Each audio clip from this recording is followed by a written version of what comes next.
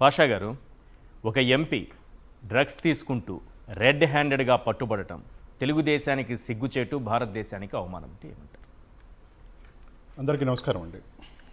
Sir, ఈ పుట్ట మహేష్ కుమార్ యాదవ్ గారు ఈయన యాక్చువల్గా ఇచ్చినటువంటి స్టేట్మెంట్ ఆయన ఇచ్చాడు. ఎప్పుడూ తీసుకోలేదు అని చెప్పేసి, నేను తీసుకోలేదు అని చెప్పేసి ఇచ్చారు. ఇప్పుడే వస్తున్నటువంటి న్యూస్ ఏంటంటే ఈయన హ్యాబిచువల్ అఫెండర్. ఎట్లా అంటే ఆయన బ్లడ్ శాంపుల్లలో మరికొన్ని డ్రగ్స్ దొరికాయి. ఓహో, మొన్న తీసుకున్నది కాకుండా మరికొన్ని, అంటే ఇంతకు ఇంకా దాగున్నాయి, పాత ట్రేసెస్ బాగున్నాయి, చాలా దొరికాయి. అందులో మనం చూసుకుంటే ఈ యాంఫిటమిన్ అని చెప్పేసి ఒక డ్రగ్ ఉంది, అది దొరికింది. నెక్స్ట్ కొకేన్ దొరికింది. మరికొన్ని మత్తు పదార్థాలు దొరికాయంట బ్లడ్ శాంపుల్లో. ఎవరు చెప్తున్నారు అంటే చెవెళ్ళ డీసీపీ యోగేష్ గౌతమ్ గారు చెప్తున్నటువంటి మాట ఇది.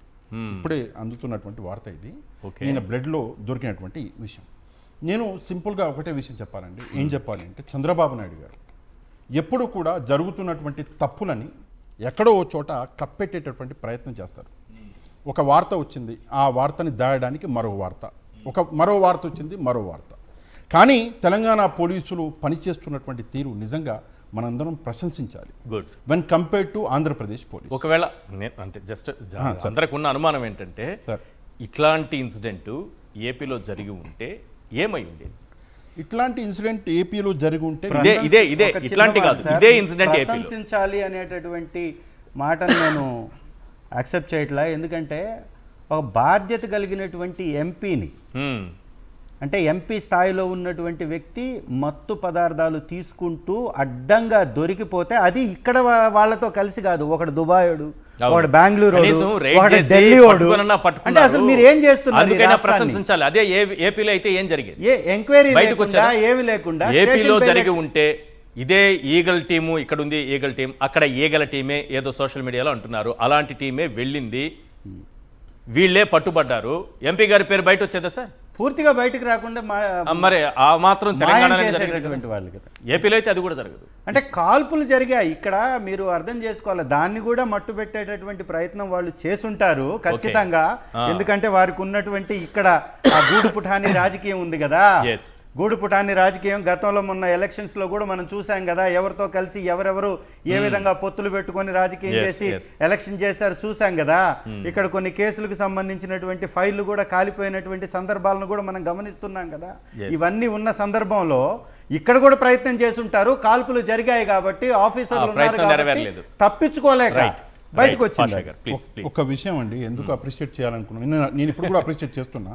ఎందుకంటే బిఫోర్ అఫెన్స్, ఆఫ్టర్ అఫెన్స్ అంటారు. ఈ రెండు యాక్చువల్గా లీగల్ ప్రాస్పెక్టివ్లో ఆలోచించాలి. బిఫోర్ అఫెన్స్ పోలీసులు పనిచేసిన తీరు, ఆఫ్టర్ అఫెన్స్ ఒక ఎంపీ అని తెలిసినా కూడా, పవర్లో పక్క రాష్ట్రంలో ఉన్నాడు అని తెలిసినా కూడా, ఆఫ్టర్ అఫెన్స్ ఇప్పుడు కూడా పోలీసులు పనిచేస్తున్నారు. ఇప్పుడే ఒక డీసీపీ స్టేట్మెంట్ ఇచ్చారు, చెవెళ్ళ డీసీపీ. అంటే పోలీసులు కరెక్ట్గానే పనిచేస్తున్నారని నా ఒక ఇది. ఓకే, అయితే పోలీసులు ఇప్పుడు బయటకు తీసుకొచ్చినటువంటి ఈ విషయం సరే. మొన్న ఏం జరిగింది మనం చూసుకుంటే, ఒక ఫామ్ హౌస్లో ఆంధ్రప్రదేశ్ నుంచి ఒక ఎంపీ వచ్చి, మిగతా వాళ్ళు చాలామంది 11 మంది అక్కడ కూర్చొని డ్రగ్స్ అన్నది సేవించారు, మద్యం అన్నది సేవించారు. పోలీసులకి ఒక కంప్లైంట్ అన్నది 1908 అని చెప్పేసి వీళ్ళకి ఒక నెంబర్ ఉంది, టోల్ ఫ్రీ నెంబర్. దానికి ఒక కంప్లైంట్ అన్నది వచ్చింది. సరే, ఆ కంప్లైంట్ ఎవరు ఇచ్చారు అంటే, ఏదో పెద్ద నాయకుడు ఇచ్చాడు, ఫలానా బీజేపీ నాయకుడు ఇచ్చాడు ఏదో అని చెప్తున్నారు. అది మనకి సంబంధం లేని విషయం. కంప్లైంట్ రాగానే పోలీసులు రియాక్ట్ అయినటువంటి తీరు చాలా బాగా రియాక్ట్ అయ్యారు. మొయినాబాదు అక్కడ ఎస్ఐ వచ్చేసి నయీముద్దీన్ గారు, ఆయన టీంని తీసుకెళ్లడము, ఆయన అక్కడ వాళ్ళందరినీ పట్టుకోవడము, అక్కడ ఫైరింగ్ జరగడం, ఈ విషయాలన్నీ మనకు తెలిసినవే. కాకపోతే వాళ్ళని అక్కడి నుంచి పోలీస్ స్టేషన్కి తీసుకెళ్లారు. పోలీస్ స్టేషన్కి తీసుకెళ్ళాక ఏం జరిగినా కూడా పోలీసులు ఒక చట్టబద్ధంగా యాక్ట్ చేయవలసిన అవసరం ఉంది. చట్టం ఏం చెప్తుందో పోలీసులు అది వినాలి. వాళ్ళు విన్నారు.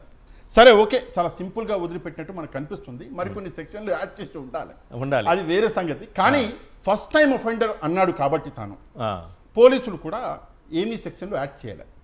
ఇప్పుడు తెలిసింది ఈయన హ్యాబిచువల్ అఫెండర్ అని. హ్యాబిచువల్ అఫెండరు, ఈ కొకైన్ కాకుండా రకరకాల మత్తు పదార్థాలు అతని రక్త నమూనాల్లో యాంఫిటమిన్ ఆల్రెడీ ఉంది. యాంఫిటమిన్ ఉంది, ఇంకా మరికొన్ని అవి కూడా ఉన్నాయి మత్తు పదార్థాలు. ఎప్పుడో చంద్రబాబు నాయుడు గారు అసెంబ్లీలో మా రక్తం మరిగిపోతోందండి అని అన్నారే, ఈ రక్త నమూనా చూసిన తర్వాత నిజంగా మరిగిపోవాలి రక్తం. సార్ ఇప్పుడు నేను కొంచెం పాలిటిక్స్లోకి వస్తాను సార్, పాలిటిక్స్లోకి వస్తాను. చంద్రబాబు నాయుడు గారు మాట్లాడినటువంటి మాట, అంతకంటే ముందు ఈ పుట్టా మహేష్ కుమార్ యాదవ్ గారి గురించి. ఈయన ఒక సివిల్ ఇంజనీర్ అండి, చదువుకున్న వ్యక్తి, జేఎన్టీయూ నుంచి చదువుకున్నాడు. చూడనికి బాగుంటాడు, నేను ముందు కూడా చెప్పా. కానీ ఎందుకు సార్ అంటే విజిబుల్, మంచిగా అంటే ఒక హీరో పర్సనాలిటీ, బాగుంటాడు. కానీ తాను చేసినటువంటి పనులు ఇంత గలీజ్గా ఉన్నాయి. ఇది ఒకటి. రెండవది, తనది ఒక రాజకీయ కుటుంబం. మనందరికీ తెలుసు, సుధాకర్ యాదవ్ గారు ఉన్నారు, వాళ్ళ రిలేటివ్స్, మన తుని ఎమ్మెల్యే గారు ఉన్నారు, అంతెందుకు మన తలసాని శ్రీనివాస్ గారు ఉన్నారు, చాలా మంది రిలేటివ్, రాజకీయ కుటుంబం. అంటే దేవుడు అన్నీ ఇచ్చాడు, కానీ ఈయనకి అలవాట్లు నిజంగా హీజ్ ఏ హ్యాబిచువల్ అఫెండరు. తనతో పాటు ఈ ఇంకో నమిష్ శర్మ అనేటటువంటి వ్యక్తి ఎవడ ఉన్నాడు, అతని బ్లడ్ శాంపుల్లో కూడా మరికొన్ని దొరికాయి. ఆ రిపోర్ట్లు రేపు రావాలి. ఏది ఏమైనప్పటికీ కూడా రెండు విషయాలు నేను మాట్లాడతాను. నాకు ఇక్కడ మీరు లాయర్గా ఒక మాట చెప్పండి. ఇతను హ్యాబిచువల్ అఫెండర్ అంటున్నారు. ఇప్పుడు నమేష్ శర్మని, రోహిత్ రెడ్డిని, వాళ్ళ బ్రదర్ని, వీళ్ళందరినీ రిమాండ్కి పంపించారు కదా. ఇతను హ్యాబిచువల్ అఫెండర్ అని తేలింది కదా, రక్త నమూనాల్లో చాలాసార్లు తీసుకున్నాడని కూడా తేలింది కదా. మరి ఇతనికి ఎందుకు స్టేషన్ బెయిల్ ఇచ్చి పంపించారు? వాళ్ళకి ఆర్మ్స్ యాక్ట్ యాడ్ చేశారు సార్, వాళ్ళకి ఆర్మ్స్ యాక్ట్ యాడ్ చేశారు. ఎందుకు యాడ్ చేశారు? ఆర్మ్స్ యాక్ట్ మీదనే వాళ్ళని రిమాండ్కి పంపించారు. అంటే ఆ యాక్ట్ మీద మాత్రమే ఉన్నారు. వాళ్ళకి రిమాండ్ అన్నది ఆర్మ్స్ యాక్ట్ మీద పంపించారు. ఓకే, దీని మీద ఎంక్వైరీ అనేది జరగాలి. ఎందుకు అంటే అక్కడ యూజ్ చేసినటువంటి కార్ట్రేజ్లు 4 ఉన్నాయి. ఓకే, ఒక ఫైర్ సౌండ్ మాత్రమే పోలీసులు విన్నారు. మరి మిగతా 3 ఎక్కడ ఉన్నాయి? ఇది ఇన్వెస్టిగేషన్లో పార్ట్, పోలీసులు తెలుసుకుంటారు. ఇది చేయాలంటే రిమాండ్లో ఉండాలి కంపల్సరీగా. అందుకే వాళ్ళని రిమాండ్కి పంపించారు. ఈయన అంటే ఎవరైతే తీసుకున్నారో వాళ్ళని వదిలేశారు. కానీ ఇప్పుడు ఇదేదైతే నిజం తెలిసిందో, దీని తర్వాత మరికొన్ని సెక్షన్స్ యాడ్ చేస్తారు, అవి నాన్ బెయిలబుల్ ఉంటాయి. ఓకే, ఇమ్మీడియట్గా ఆయన్ని అరెస్ట్ చేసేటటువంటి ఒక అవకాశం అన్నది ఉన్నది, పొలిటికల్ ఇంటర్ఫియరెన్స్ లేకుంటే. ఇక్కడ ఇంకో పాయింట్ కూడా చెప్పండి సార్. దొరికిన మత్తు పదార్థం డ్రగ్ కొకైన్ ఎంత దొరికింది? ఇది మొత్తం 2 గ్రాముల కంటే తక్కువ అంటున్నారు. 2 గ్రాముల కంటే తక్కువ అంటే విజిబుల్ గా మనకి ఆ టైంలో అక్కడ దొరికింది ఒకటి, ప్లస్ వాళ్ళ బాడీలో ఆల్రెడీ కన్జ్యూమ్ చేసింది. అంటే దొరికింది 0.26 గ్రామ్స్ అంటున్నారు. ఓకే, వాళ్ళు కన్జ్యూమ్ చేసింది మొత్తం కలుపుకున్న 2 గ్రామ్స్ ఉంటుంది. 2 గ్రామ్స్ ఉంటుంది. అది ఎక్కడో షిమ్లా నుంచి, హిమాచల్ ప్రదేశ్ నుంచి తీసుకొచ్చారు. ఓకే, 2 గ్రామ్స్ కంటే ఎక్కువ డ్రగ్స్ ఎవరి దగ్గరైనా పట్టుబడితే ఒక సెక్షన్ కింద కేసులు, 2 గ్రామ్స్ కంటే తక్కువ పట్టుబడితే ఇంకో రకమైన సెక్షన్లు, కేసులు ఉంటాయా? ఉన్నాయి సార్. ఇప్పుడు small quantity, medium quantity, high quantity, big quantity అని. సో ఇప్పుడు స్మాల్ క్వాంటిటీ కింద దొరికారు. అవును, స్మాల్ క్వాంటిటీ. ఇక్కడ కూడా కొన్ని అనుమానాలు ప్రజలకు ఉన్నాయి. అయితే అవి ఆబ్వియస్ గా చాలా మందికి ఉన్నాయి, ఎందుకంటే ఎంత కన్జ్యూమ్ చేశారో తెలియదు కదా. అదే పాయింట్. అది నా దగ్గర ఇంత పెద్ద ప్లేట్ ఉంటే ఆ ప్లేట్ లో ఎంత అన్నం ఉందో నేను చెప్పగలను, కానీ తినేసిన తర్వాత ఎంత ఉంది అన్నది చెప్పలేము కదా. సో అదొకటి ఉంది. రెండోది చాలా ముఖ్యమైనటువంటి విషయం, నేను అదే చెప్పాలనుకుంటే, ఏలూరులో కొన్ని ఫ్లెక్సీలు వెలిచాయి. ఏమని అంటే, మేము మీతోటి ఉన్నాము అని చెప్పేసి. ఒక్కసారి ప్లీజ్ మంచి పాయింట్ తీసుకొచ్చారు. అదే ఆ ఫ్లెక్సీని ఒకసారి చూపించండి. ఇప్పుడు చెప్పండి సార్, ఆ ఫ్లెక్సీని చూపించండి. ఆ ఫ్లెక్సీలు ఎవరో రాత్రికి రాత్రి కట్టారో ఎప్పుడు కట్టారో తెలియదు, కానీ మీ వెంట మేము ఉన్నాము అని చెప్పేసి వాళ్ళ నాయకుడు కోసం కొంతమంది కట్టినట్టుగా చూపించారు. అది మీ వెంట మేము ఉన్నామంటే ఫామ్ హౌస్ రావడానికి, అదే డ్రగ్స్ తీసుకోవడానికి. అది మొత్తం బోగస్. దేనికి ఆయన వెంట? అది మొత్తం బోగస్. ఏం చేశారు? ఆయన వెంట ఉండడం అనేది ఏంటి? ఫామ్ హౌస్కి వెళ్ళడానికా, డ్రగ్స్ తీసుకోవడానికా, పట్టుబడ్డానికా, దేనికి ఉన్నట్టు? అంటే రాత్రికి రాత్రి ఏం చేయాలి అంటే, వాళ్ళ సొంత పార్టీ నాయకులు కూడా ఎవరు కూడా తనకి సపోర్ట్ ఇవ్వట్ల. ఓకే, చట్టం సపోర్ట్ ఇవ్వట్ల, పోలీసులు సపోర్ట్ ఇవ్వట్ల. ఏం చేయాలి? ఏదో కొంత పేరు కాపాడుకోవాలని ఒక వీడియో చేసిండు ఆయన.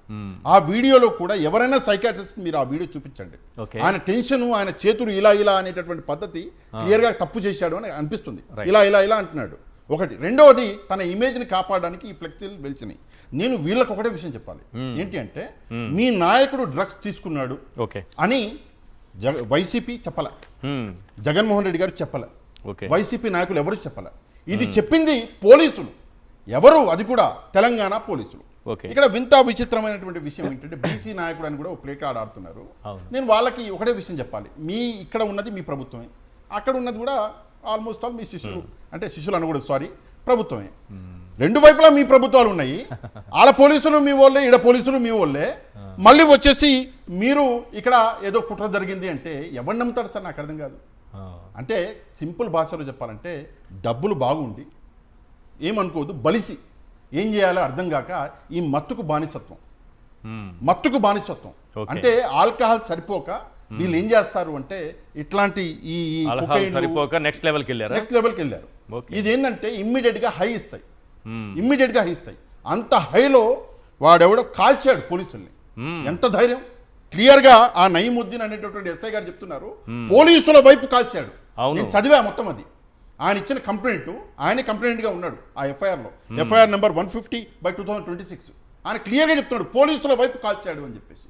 ఎంత హైలో ఉంటే ఒక వ్యక్తి పోలీసుల వైపు కాలుస్తాడండి. అవును, పోలీసుల వైపు కాల్పులు జరపడం. ఇందులో వీళ్ళేదో దుబాయ్లో వ్యాపారాలు, తర్వాత ఇంకా బయట దేశాల్లో జల్సాలు, ఇక్కడ ఫామ్ హౌస్లో కూర్చొని డ్రగ్స్ తీసుకోవడాలు, ఆ తర్వాత కాల్పులు జరపడం, ఇవన్నీ ఒక క్రిమినల్ యాక్టివిటీస్కి దారితీస్తున్నట్టుగా కనిపించదు. తెలుగుదేశం పార్టీలో ఆల్మోస్ట్ ఆల్ నాయకులు చాలా మంది, నేను అందరను, చాలా మంది నాయకులు ప్రస్తుతము ఇట్లాంటి అలవాటు, అంటే అందరినీ నేను అంటలేదు, ఇట్లాంటి అలవాట్లకు లేదంటే ఇట్లాంటి దందాలకు పాల్పడుతున్నారు.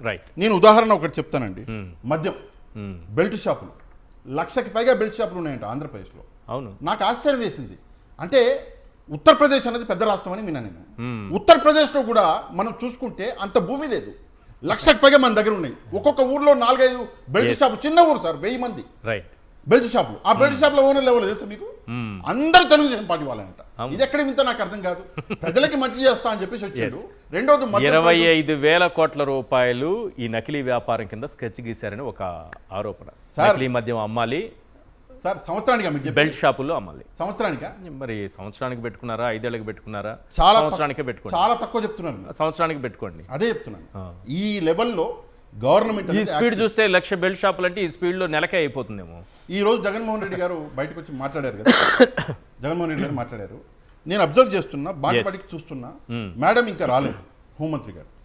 జగన్మోహన్ రెడ్డి గారు రాగానే మేడం వస్తారు. ఇప్పుడు వస్తారు. కానీ మేడం ఎవరో అమ్మాయికి అన్యాయం జరిగినా, ఆడవాళ్ళ మీద అఘాయిత్యం జరిగినా, ఇలాగా వీళ్ళ నాయకులు ఏదైనా తప్పు చేస్తూ పట్టుబడ్డా మేడం ఎప్పుడు ఏ ప్రెస్ కాన్ఫరెన్స్ పెట్టరు. కానీ జగన్మోహన్ రెడ్డి గారు వచ్చారంటే వస్తారు. ఇప్పుడు చూడండి మీరు, ఈ రోజు రేపో, లేకపోతే ఆల్రెడీ వచ్చేసి ఉంటారు, నాకైతే తెలియదు.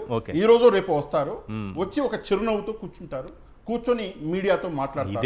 ఎవరైనా మీడియా మిత్రుడు ఈ ఇన్సిడెంట్స్ గురించి అడిగితే కథం మేడం కోపం వచ్చేస్తారు. మేడం గారి టాలెంట్ ఇదే ఇన్సిడెంట్ ఏపీలో జరిగి ఉంటే అప్పుడు బయటపడేది. మీరేమో తక్కువగా అంచనా వేస్తున్నట్టున్నారు.